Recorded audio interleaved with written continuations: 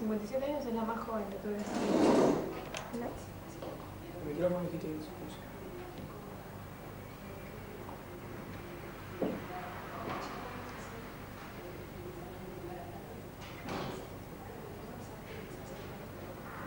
Hoy es viernes 27 de junio, nos encontramos en la Escuela Técnica ORT. Estamos aquí nos está acompañando Hilda Steinbaum para entrevistarla sobre la experiencia inmigratoria de su abuelo. Los entrevistadores somos Anabela Tach, Federico Esmeque y el filmador Tobias Rache. Pregunte, chicos. Bueno, ¿podría para comenzar presentarse con su nombre, apellido, fecha y lugar de nacimiento? Sí, cómo no. Soy Hilda Steinbaum, tengo 62 años, nací el 3 de noviembre de 1940, Argentina, en Capital. Mis padres eran argentinos y específicamente de quien voy a hablar es de mi abuelo paterno y algo de mi abuela paterna también. Soy docente, licenciada en Ciencias de la Educación, profesora nacional de música. Bueno, no, el currículum acá no me importa.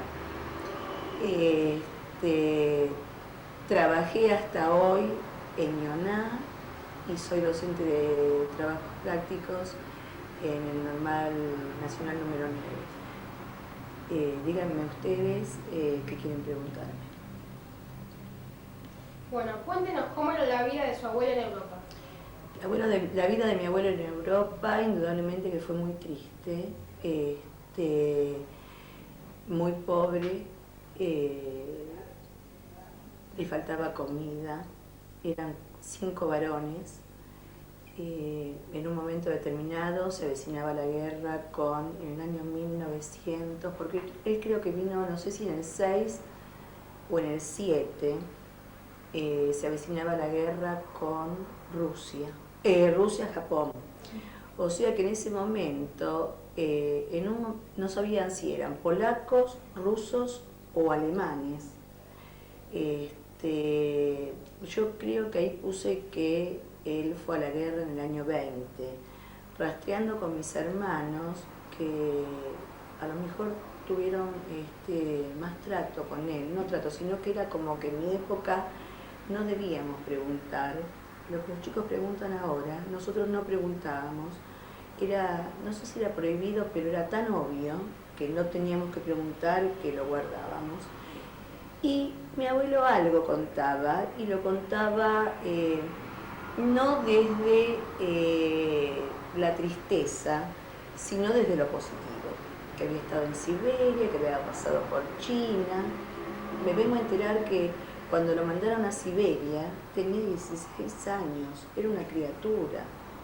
Y después lo mandaron a China y lo volvieron a deportar, y en ese momento era Alemania. En realidad mi apellido sería Stromberg. Luego lo deformaron acá porque nunca aprendió a hablar correctamente español y tampoco leía en español, ni leía ni escribía. La conoció a mi abuela en el pueblo, en Lissing, porque después averigüé que había nacido en Lissing, y se tiraron en un barco. En ese momento era un puerto alemán y sabían que venían a la Argentina. Ustedes me pueden preguntar, y bueno, ¿por qué no fueron a Estados Unidos o a otro lugar? Porque la Argentina se decía que venían a ser la América, y ellos venían a estar, aunque sea un poquitito mejor. Porque también puedo hablar de mi abuela, aunque yo no lo especifiqué acá, o ustedes piensan que no. Mi abuela estuvo encerrada para que no la violen desde los 14 años durante 6 meses con sus hermanas, 3 hermanas, en un granero. Habían hecho un pozo y le tiraban comida de a poquitito. Y ella vio como uno de sus hermanitos moría también de hambre. Entonces venían en busca de de poder vivir un poquitito mejor. No pretendían grandes cosas, pero vivir mejor. Y la Argentina en esos momentos era un país promisorio. Éramos en realidad un crisol de razas. Y bueno, acá, pregúntenme ustedes, chicos. ¿Tienen algunos datos acerca del barco en el que Del llegó acá a la barco en que Argentina? llegó, no. ¿Vino No, directamente a Argentina o Vinieron, pasó por algún sí, otro? vinieron como polizones, porque se tiraron. Sí. Si vinieron a Argentina, estuvieron 6 meses en el Hotel de Inmigrantes. Y después fueron a vivir en un conventillo. Eso lo contaba mi abuela. Lo contaba más que nada mi papá, porque mi papá nació en 1912 y contaba que vivían en una piecita todos, separados por una cortina.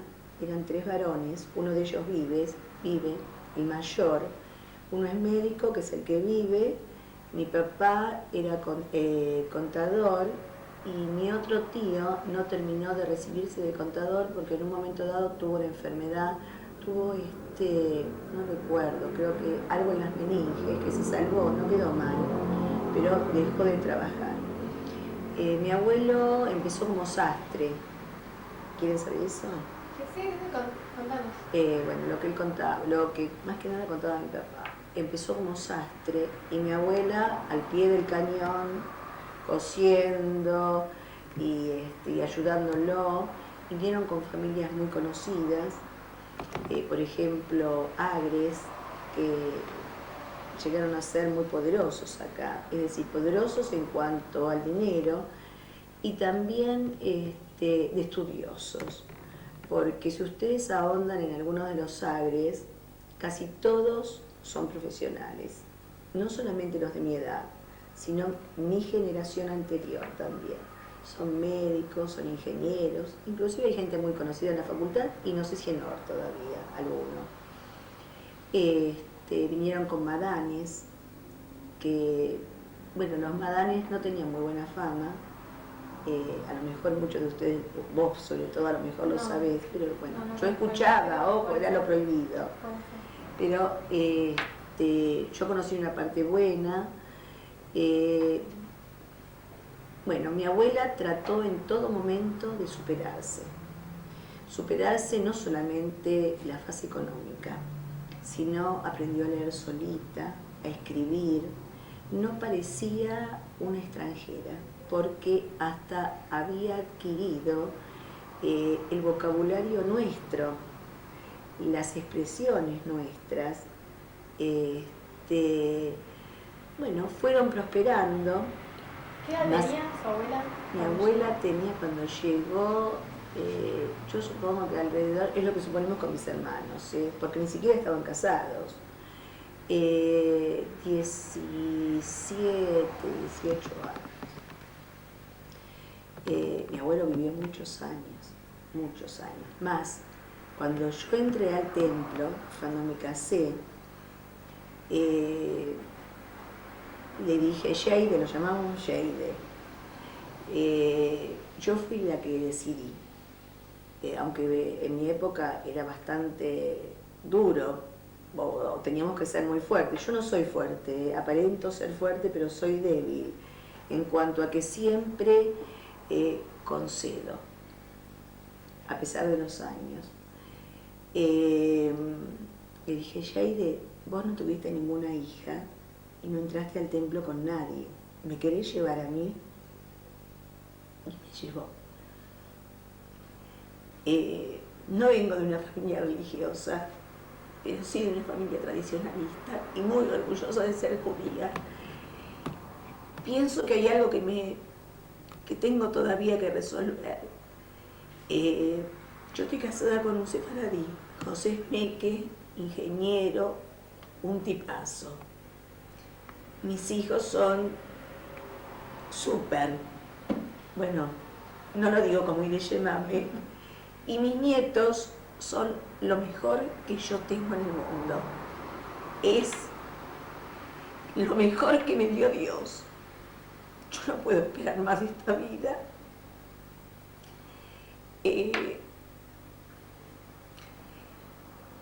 me trae muchos recuerdos. Pero Fede, que está en estos momentos mis hijos me movilizaron, pero lo que más me movilizó en la vida fue Fede. Fue mi primer nieto, y tengo 7. Es como que Fede tiene, no sé, Gustavo, que es mi hijo mayor, yo esperaba otras cosas. Yo soy, por un lado, indudablemente que me gusta lo material, para eso me rompo el alma laburando, ¿no? Pero también soy idealista. Y dejo volar la imaginación. Y ustedes se van a dar cuenta que Fede es un tipo que es un idealista y deja volar la imaginación. Es como el hijo que no tuve. Es algo reparatorio a lo mejor. Los amo a los 7, pero no me da vergüenza decirlo, porque pienso que todos tenemos algo hacia quien nos inclinamos más. E indudablemente Fede es el amor de mi vida. Sí. Yo tengo lindos recuerdos de mi infancia, pero también tengo recuerdos muy fuertes. Cuando nací en el 40, a fines del 40, tengo registros desde que tenía 2 años y medio, 2 años y medio, antes de que mi mamá quedara embarazada, porque mi segundo hermano nació en el 44, o sea que hay algo que nos marca. Bueno, a mí me marcó un episodio que no lo voy a contar, pero me acuerdo mucho de la guerra y el odio hacia los alemanes, cosa que yo jamás, ni mi marido, porque el sefaradí es distinto a la que nací, aunque los dos somos judíos, y Federico a lo mejor tiene más sangre judía que askenazi, no importa, judía sí, sefaradí que askenazi. El sefaradí vivió la guerra de otra manera, claro, y yo veía un alemán y temblaba. ¿Por qué? Cuando mis abuelos vinieron, mandaron a llamar a sus hermanos. De parte de mi abuela vinieron Jane, que yo la adoraba, Surele, que no la quería, la llamaban así, por eso hablo así, y un hermano. El resto no quiso venir. Los mataron a todos en la guerra, en la Segunda Guerra Mundial, no en la Primera, en la Segunda Guerra Mundial. Entonces los recuerdos son muy fuertes, pero no porque lo hablaran conmigo y me dijeran, mirá, Hilda, está pasando tal cosa. Yo lo percibí en el ambiente, el odio hacia los alemanes. Más, viajé por toda Europa y el único país que no quise conocer fue Alemania. No me pregunten por qué. Es algo que tengo que resolver, porque no todos los alemanes son malos. No todos son malos, pero es mi asignatura pendiente, poder resolver la bronca, el odio hacia esa gente que, bueno, a lo mejor no pudo hacer otra cosa y marcarnos a fuego. El sefaradí no fue tan marcado, porque lo vivió de otra manera, lo sufrió, lo siguen sufriendo. Eso es indudable, pero yo lo veo con la familia de mi marido. Entonces, en mi casa, cuando me casé, no entró la palabra alemanes malos. Yo no empleo la palabra jamás ni mal ni bien. Ni en mal ni bien. Estamos permanentemente en un círculo, en una espiral constante donde vamos girando y vamos cambiando. Bueno, pregúntenme de mi abuelo otras cosas. ¿Querés contarnos un poco cómo fue esto del idioma? Nos contaste que no se pudo adaptar. No. ¿Y trató de nacionalizarse? ¿Quiso nacionalizarse? No, simplemente mantuvo... Espera, no me acuerdo. Sí, se nacionalizó, ¿sabés por qué? Sí. porque viajó a ver a su hermano que estaba en Estados Unidos. Aparte, él era un agradecido a la Argentina. Él decía más, estuvo en Israel y dijo, no sé qué año, más, no recuerdo, ya sabía que sí, después estuvo, espera, te voy a decir en qué año exactamente. Yo terminaba el colegio, 17 años, en el año 57, y dijo, no hay país como la Argentina, yo quiero a la Argentina. Y mi abuela también se nacionalizó, sí. Y mi papá, sobre todo mi papá, mira lo que te estoy diciendo, amaba a este país. Hicieron una gran fortuna, que después, bueno, se fue perdiendo. Pero de ese conventillo, yo del conventillo no lo viví. Pasaron a una casa que averigué con mi hermano también, yo puse Boedo y Carlos Calvo, pero no, era Boedo y Tarija. Y de esa casa yo me acuerdo. Me acuerdo que tenía 2 balcones, que tenía un living, un garage. Se compraron un coche, un Primo 38, eso me acuerdo porque yo viajé en ese coche. Siempre desastre, cosiendo, no sé cuánto vivieron ahí. Y después, pero calculemos que, no sé, 10 años, 12 años, no recuerdo. Pero se mudaron a Belgrano 1117, Belgrano y Lima. De eso me acuerdo, un 6º piso, porque ahí falleció mi abuelo. Y pusieron un negocio muy grande en Lima 313, donde es hoy el Instituto de Cinematografía, enfrente justo del Ministerio de Obras Públicas, que es el único edificio que ustedes, no sé si saben, se puede mover, pero es más costoso moverlo que relevarlo y hacerlo de nuevo. Y ahí hicieron mucho dinero. Yo iba muchas veces, pero iba a contar botones. Ahí era la cultura del trabajo, pero también la cultura del estudio. Quiere estudiar o sí, porque sin estudio no se llegaba a nada, y no estaban equivocados. ¿Y concurrían a una institución judía?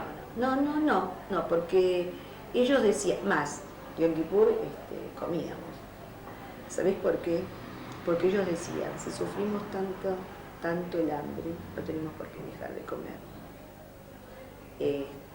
Vamos a comer todo lo que podamos. Yo empecé a ayunar cuando me casé, pero por algo mío. Yo tampoco soy religiosa, pero sí soy tradicionalista y voy a defender y me voy a agarrar con cualquiera y le voy a romper el alma a cualquiera que me diga judía de porquería o que me señale. Así como yo no discrimino, no me van a discriminar a mí acá. ¿En algún momento te contó tu abuelo que se sintió discriminado? Nunca se sintió discriminado, jamás. ¿Alguien lo acusó de algo en particular? Nadie, jamás. Antes se decía ruso no se decía judío. Jamás de los jamases. A mí una vez me discriminaron. Usted nos contó que ellos llegaron al hotel de inmigrantes. Y después, ¿había alguien esperándolos acá en la Argentina? ¿O ellos vinieron solos? No, solo con un grupo de gente, ya te dije, con las familias, pero sin ningún familiar. No, nadie, pobrecito. Y mandaron solito. a los familiares. Y después la familia de mi abuela. Perfecto. ¿Y en algún momento tuvieron algún problema con algún trabajo, algún problema su abuelo haciendo su profesión como sastre? No. ¿Algún acontecimiento que nos quiera contar, como anécdota que recuerde de su labor, gente que conoció dentro de gente su que trabajo? yo conocí dentro del trabajo de mi abuelo? Sí, o gente con la que él se relacionaba. Mira, él se relacionaba con los Toker, que hoy él es un abogado famoso, Julio. Tenían un negocio en la calle, creo que es Buena de Corrientes. Lofer, te doy apellidos porque lo sé.